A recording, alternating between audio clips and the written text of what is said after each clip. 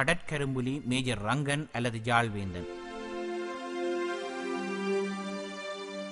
1994ஆம் ஆண்டு தாயக விடுதலை பணியில் தன்னை இணைத்திருந்த ஜாழ்வேந்தன் தனது முதற்களமாக ஸ்ரீலங்கா படைகளால் முன்னெடுக்கப்பட்ட சூரிய கதிர் பட நடவடிக்கைக்கு எதிரான சமரில் பங்கேற்றுக் கொண்டான். இந்த சமரில் நெஞ்சிலே விழுப்புண்ணை தாங்கிக் கொண்டவன்.